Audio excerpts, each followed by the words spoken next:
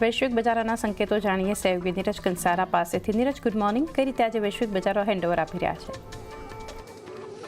જી good morning ચાંદની। અને આજના દિવસે પણ આપણને જે સંકેતો છે થોડાક અહીંયાથી મ્યુટેડ જ મળતા દેખાઈ રહ્યા છે। આમ તો જુઓ, ગઈકાલે અમેરિકાના બજારોની અંદર આપણને એક સારી તેજી સાથેનું ક્લોઝિંગ જોવા મળ્યું। ડાઉ લગભગ 50 પોઈન્ટની તેજી દર્શાવી, S&Pની અંદર 0.5% તેજી આવી। નાસ્ડેક ગઈકાલે ફરી એક વખત આપણને રેકોર્ડ સ્તરે બંધ થતો જોવા મળ્યો છે અને સતત 9મા દિવસે પણ અહીંયા આપણને વધારો થયો છે। અને 2023 બાદ નાસ્ડેકમાં આ સૌથી વધુ મોટો વધારો આપણને અત્યારે ખાસ કરીને જોવા મળી રહ્યો છે, એટલે એના પર એક નજર અહીંયાથી ખાસ રાખવાની છે। હવે અહીંયા બજારમાં તેજી આવી છે, એના કારણો શું ખાસ છે એના પર એકવાર નજર કરી લઈએ તો જુઓ, અહીંયાથી ફેડને બજાર માને છે કે ફેડ આજથી બેઠક ચાલુ થઈ રહી છે એની અંદર વ્યાજદરો ઘટાડશે। આ ઉપરાંત તમને મોટા ટેકનોલોજી શેર્સ છે ત્યાં આગળ એક સતત ખરીદદારી આપણને આવતી જોવા મળી રહી છે। આ ઉપરાંત આજે તેજી ગઈકાલે આપણને જોવા મળી, એમાં આલ્ફાબેટ જે છે ગૂગલની પેરેન્ટ કંપની, એમની લગભગ $3 ટ્રિલિયન માર્કેટ કેપ એમનું થતું જોવા મળ્યું છે। અને એલોન મસ્કે ટેસ્લાના લગભગ $1 બિલિયન વધારે શેર અહીંયાથી ખરીદતા જોવા મળ્યા છે, એટલે આ બધી અપડેટ પર એક નજર રાખવાની। આ ઉપરાંત ફરી પાછી એક વખત ચીન અને US વચ્ચે વાતચીતો ચાલુ થઈ છે। ગઈકાલે ટ્રુથ સોશિયલ પર ટ્રમ્પ દ્વારા એક નિવેદન આપવામાં આવ્યું કે US અને ચાઇનાના અધિકારીઓ ગઈકાલે ખાસ કરીને મેડ્રિડમાં મળ્યા હતા અને આ મુલાકાત ઘણી સારી રહેતી અહીંયાથી જોવા મળી છે।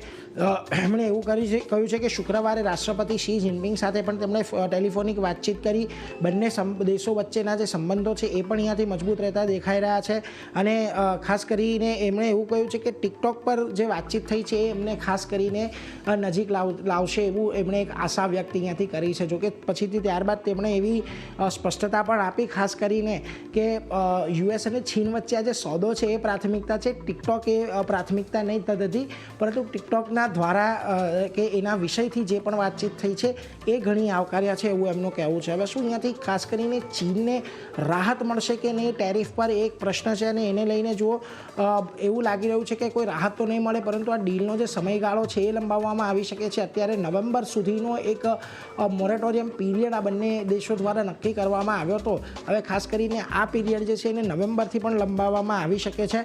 અને યુએસના ટ્રેડ પ્રતિનિધિ છે ગ્રીર, એમનું પણ નિવેદનો છે અને એમણે એવું પણ કહ્યું છે કે આવતા મહિને પણ તેઓ ફરી એક વખત ચીન સાથે બેઠક કરશે। એટલે હવે આ બંને દેશો વચ્ચેની કેવી રીતે ઉકેલ આવે છે એના પર તો એક નજર રાખવાની। પરંતુ આની સિવાય બીજું પણ એક મહત્ત્વનું અપડેટ કે ભારતમાં પણ યુએસના જે મુખ્ય નેગોશિએટર છે તે ગઈકાલે આજના દિવસે આપણને આવતા દેખાશે, એટલે ભારત અને અમેરિકા વચ્ચે પણ એક ફળદાયક વાત આપણને બનતી જોવા મળી શકે છે।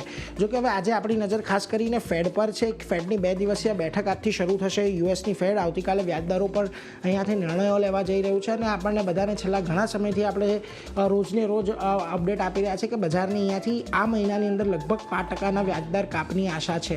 હવે જો અહીંયાથી કદાચ એવું થાય કે બજારની અપેક્ષા કરતાં પણ ખરાબ નિર્ણય ફેડ લઈ શકે તો એમાં કઈ શક્યતાઓ છે, તો એની અંદર એક જેરોમ પોવેલ કહે કે તેઓ હજુ પણ વ્યાજદર કાપ નહીં કરે અને રાહ જોશે, કારણ કે આપણે અમુક આંકડાઓ એવા જોયા છે ગયા મહિને કે જાંગડી ખાસ કરીને આપણને વધારો થતો જોવા મળ્યો છે। કોર મોંઘવારી હોય, થોડું જે અનએમ્પ્લોયમેન્ટ રેટ છે એ બધાની અંદર, અને જો ફેડ અહીંયાથી અપેક્ષા કરતાં ઓછા દર ઘટાડાય છે તો પણ અહીંયાથી કદાચ બજારની એ વસ્તુ પસંદ નહીં આવે, એટલે એના પર એક નજર આજના દિવસે આપણે ચોક્કસથી રાખવાની છે। પરંતુ આ બધાની વચ્ચે આજે જુઓ, એશિયાના બજારો તમને સારી તેજી સાથેનું કામકાજ દર્શાવી રહ્યા છે। નિક્કેઈના બજારોમાં એક સારી તેજી આજના દિવસે જોવા મળી રહી છે। ઓલમોસ્ટ 0.5% ઉછાળો આજે તમને નિક્કેઈની અંદર આવ્યો છે।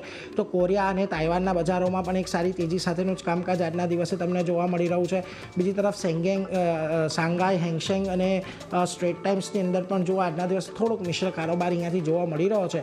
પરંતુ હવે ગિફ્ટ નિફ્ટીની ઉપર તો જુઓ, ગઈકાલે આપણને અહીંયા ઉપલા સ્તરેથી એક ઘટાડો બજારની અંદર આવતો જોવા મળ્યો હતો અને સીમિત રેન્જની અંદર આપણને નિફ્ટી કામકાજ કરતું દેખાયું હતું। હવે જો ગઈકાલે નિફ્ટી ફ્યુચર્સ છે 25,164 પર બંધ થયું હતું, 25,158ના ગિફ્ટ નિફ્ટી સંકેત આપી રહ્યું છે, એટલે એક ફ્લેટિશ ઓપનિંગના સંકેતો છે, પરંતુ નેગેટિવ ઓપનિંગ થઈ શકે છે એવું અત્યારે ગિફ્ટ નિફ્ટી સૂચવી રહ્યું છે। ચાંદની જી।